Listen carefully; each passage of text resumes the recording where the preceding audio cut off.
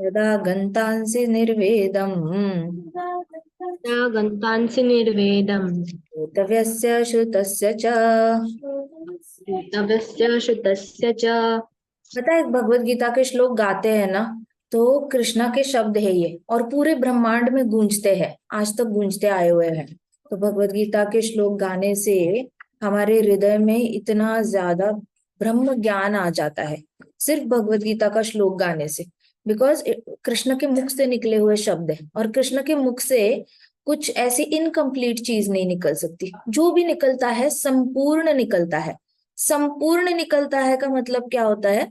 संपूर्ण मतलब भगवत गीता का हर एक श्लोक आपे में ही संपूर्ण है, उसमें कोई ये नहीं है। There is no second thought कि ये श्लोक अपूर्ण है। आप कहीं से भी भगवत गीता का कोई भी श्लोक उठा लो, उसको पढ़ो, फिर भी वो ज्ञान पूरा होगा। That is the magic of Bhagavad Gita shlokas. एक भी श्लोक अगर आप दिल से गाते हो ना, तो आपको पूरे ब्रह्मांड का ज्ञान, स्पिरिचुअल वर्ल्ड का ज्ञान, सारा ज्ञान हृदय में अपने आप प्रकाशित होने की शक्ति इस श्लोक में होती है। इसलिए पूरे दिल से गाना है, ठीक है। यदा ते मोह कलिलम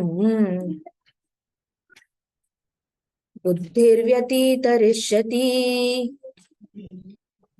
तरिष्यति तदा गन्तासि निर्वेदम् तदा गन्तासि निर्वेदम् श्रोतव्यस्य श्रुतस्य च।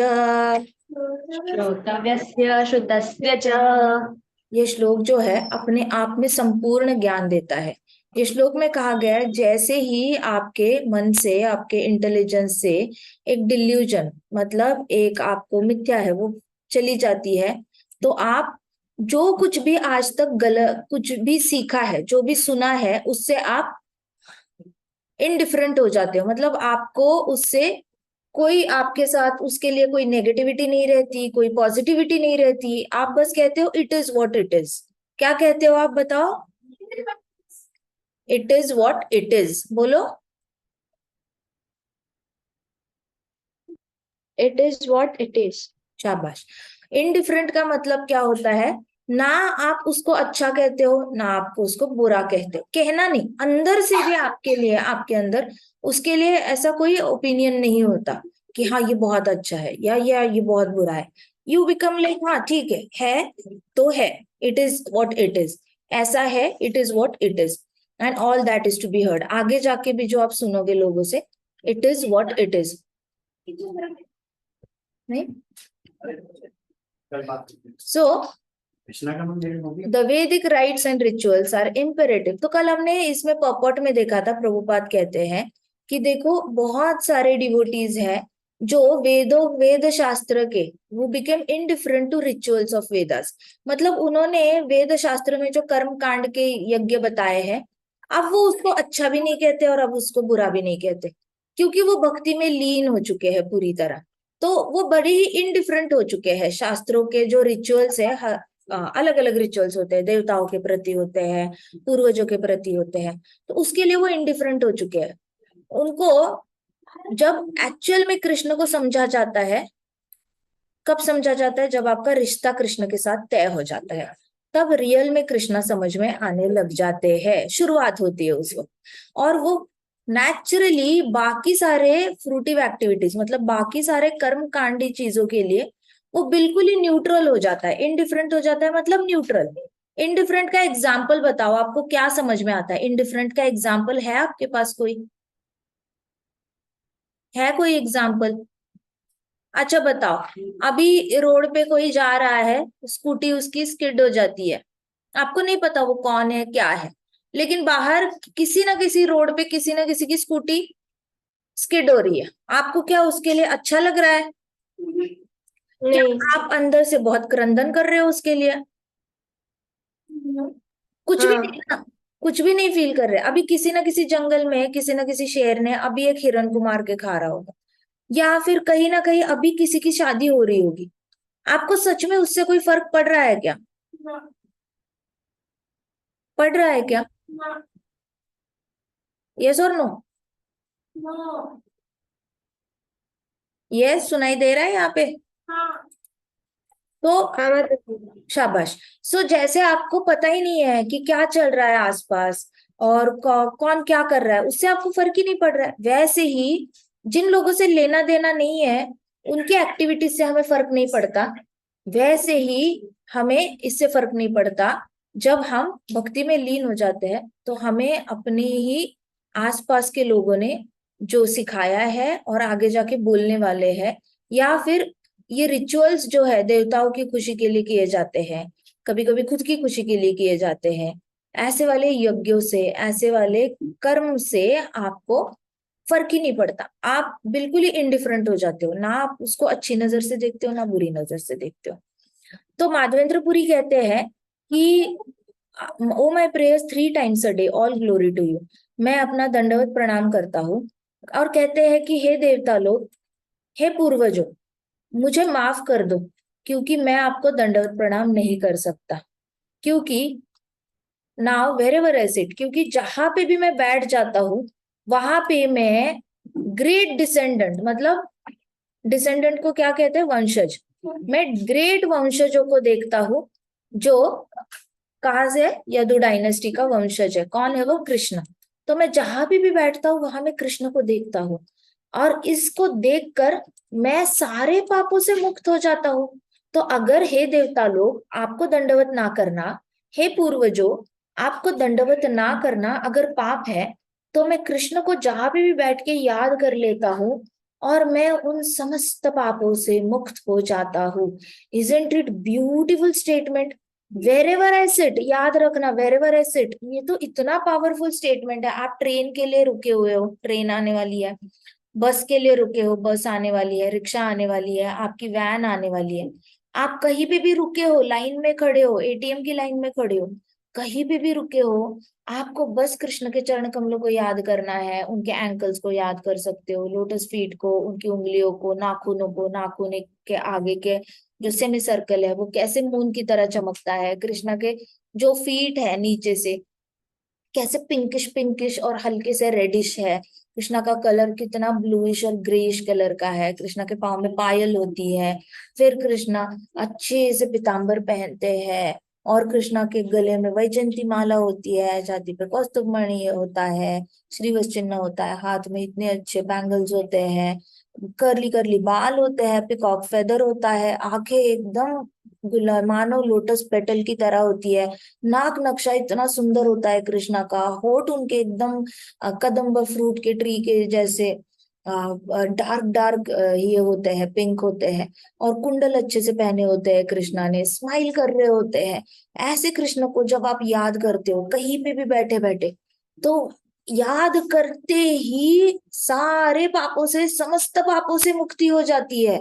इतना बड़ा फॉर्मूला हमें अपने आचार्य माधवेंद्र पुरी बता के जा रहे हैं, और हम ठहरे कि नहीं नहीं मुझे ये करना है वो करना है, नहीं तो मेरे को पाप लग जाएगा। कोई पाप नहीं लगता।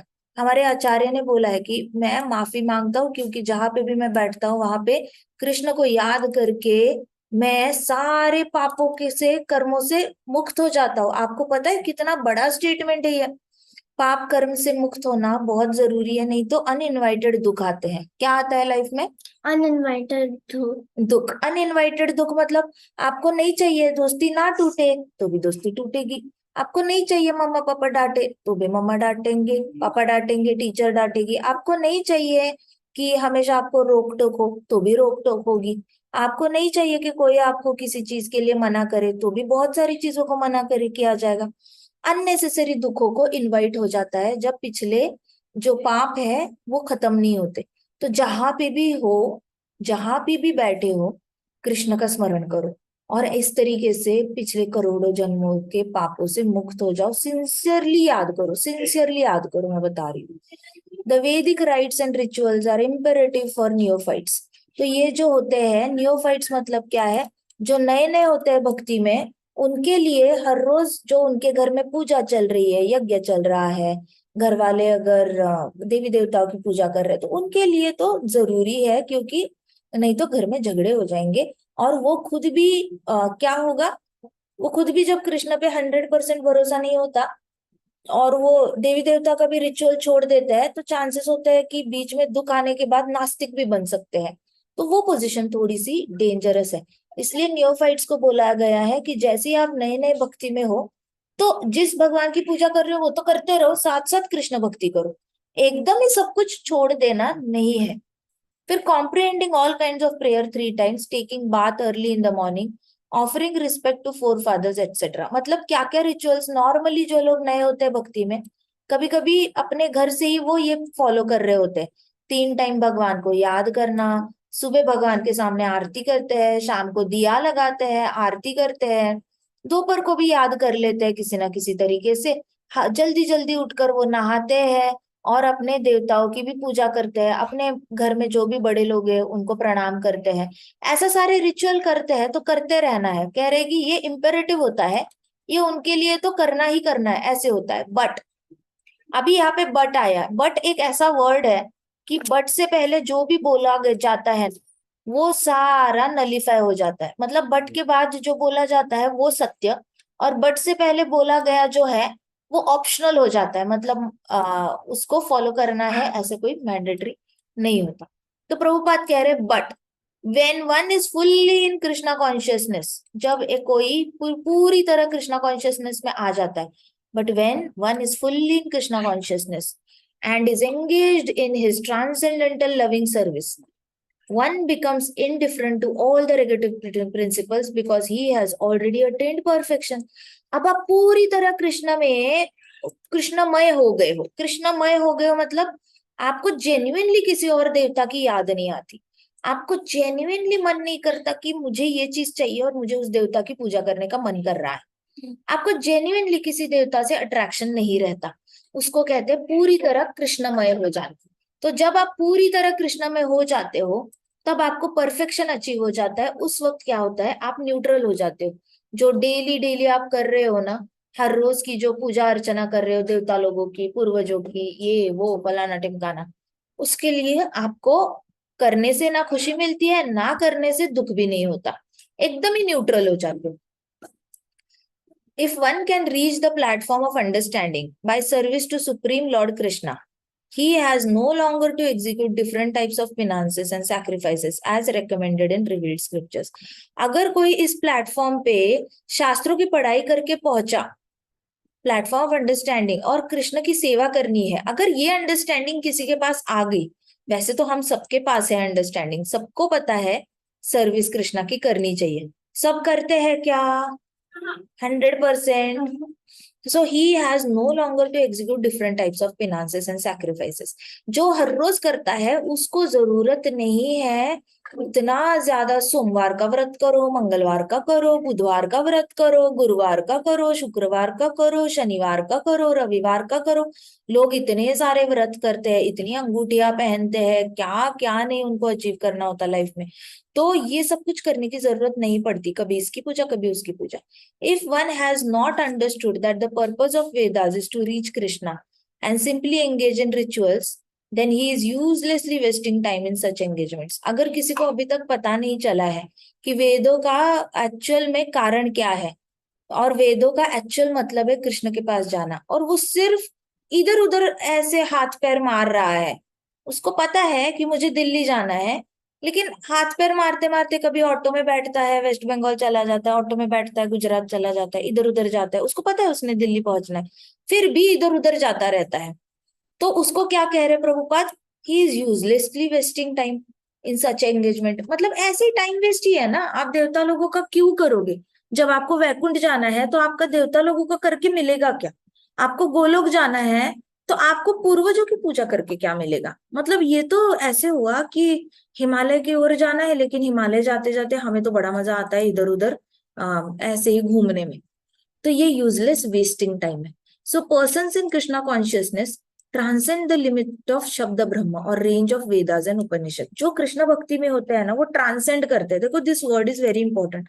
आपको ये भागवतम और भगवत गीता में ना मोर देन 1000 टाइम्स ये वर्ड आएगा, transcendental transcend, transcendental transcend, transcendental transcend. उसका मतलब क्या है? ऊपर ऊपर ऊपर उड़ते उड़ते जाना, उड़ते जाना, उड़ते जाना। ठीक है, ट्रांसेंडेंटल का मतलब क्या है? जैसे ईगल, ईगल कौवे की हाइट को ट्रांसेंड करता है या नहीं करता? कौवा जितने हाइट पे उड़ता है उससे ऊपर ईगल उड़ता है ना, हाँ या ना? ट्रांसेंड करता है या नहीं करता? वैसे ही ट्रांसेंड करना मतलब ऊपर ऊपर ऊपर जाना। तो भक्त लोग जो होते हैं, पर्सन इन कृष्णा कॉन्शियसनेस, कौन होता है? भक्ति होता है ना।